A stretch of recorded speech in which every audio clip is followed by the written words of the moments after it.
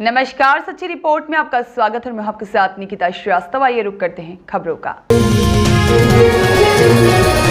गुरुवार दोपहर के बाद पाली अतिरिक्त जिला कलेक्टर ने तखतगढ़ नगर पालिका और उप तहसील कार्यालय का वार्षिक निरीक्षण कर विकास कार्यों की समीक्षा की। गुरुवार बाद पालिका पहुंचे और यहां पर अतिरिक्त जिला कलेक्टर राजेश गोयल तखतगढ़ नगर पालिका पहुंचे, जहां पर उन्होंने वार्षिक निरीक्षण किया। निरीक्षण के दौरान अधिशासी अधिकारी नील कमल सिंह राणावत, पालिका अध्यक्ष ललित राकावत और उपाध्यक्ष मनोज नामा से नगर पालिका क्षेत्र में हो रहे विकास कार्यों को लेकर भी चर्चा की गई। इस दौरान नगर पालिका के विभिन्न प्रभागों से कार्य निस्तारण और लंबित कार्यों की जानकारी ली।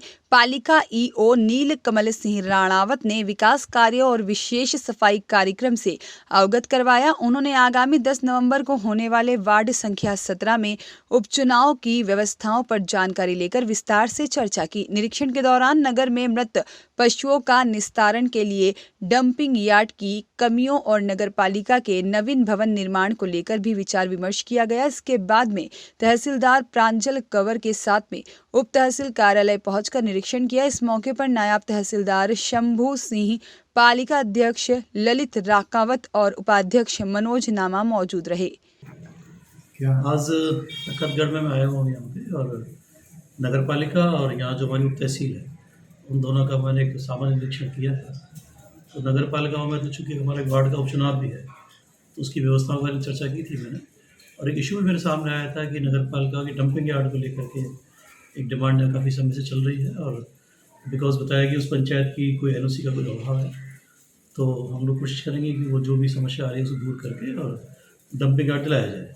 क्योंकि ये वैसे भी लॉन्ग टर्म के लिए यूज़फुल भी है और सैनिटेशन के पॉइंट ऑफ व्यू से भी इम्पोर्टेंट है कि जहाँ नगर पालिका है वहाँ पे डंपिंग यार्ड हो। इसके अलावा मैंने डेवलपमेंट प्रोजेक्ट के बारे में बात की वहाँ पे, और नगर जब मैं तहसील में आया तो अब चूँकि सभी लोग हम लोग इलेक्शन से फ्री हुए हैं, तो मैंने मुख्य रूप से तो ये कहा है, हमारे तहसीलदार साहब के साथ में है कि भाई आप लोग अब जो हमारे मुख्य काम है राजस्व के, उन पर आप लोग ध्यान दें, और जो पब्लिक ग्रीवेंसेज हैं पब्लिक के प्रति संवेदनशील रह के काम करें।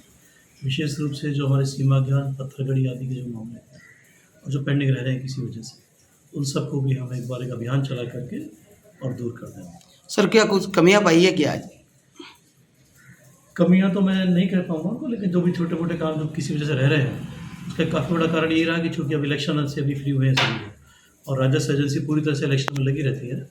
इलेक्शन से फ्री हुए हैं तभी लोग जो भी छोटे मोटे काम या अधूरे रह रहे हैं टारगेट के बेस पे उसको भी लोग पूरा करेंगे, ऐसा मैं। सर, सरकार बदलते ही क्या अधिकारी एक्शन मोड में दिखाई देने लगे, ये बात सही है? अधिकारी तो हमेशा एक्शन मोड में रहते हैं, हमेशा।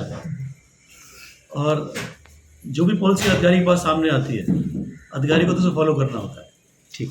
जैसे समय हमारी विकसित भारत संकल्प यात्रा चल रही है, तो हमारी पूरी मशीन उस यात्रा को सफल बनाने में लगी है, और वो चूँकि आम जनता के फायदे के लिए है, तो अधिकारी का तो काम है कि सरकार की जो योजना है उसको लागू करना। तो जो भी योजनाएं आ रही हैं उनको हमारे अधिकारी पूरी तरह से लागू कर रहे हैं।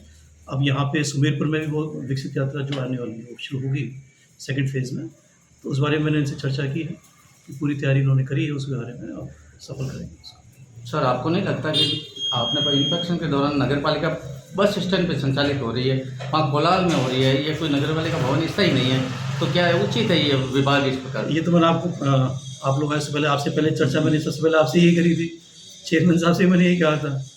तो वो भी एक इसके लिए और वैकल्पिक प्रस्ताव तैयार कर रहे हैं, ज़मीन का प्रस्ताव तैयार कर रहे हैं, और जैसी अच्छी ज़मीन मिलती है। खीमाराम मेवाड़ा की रिपोर्ट।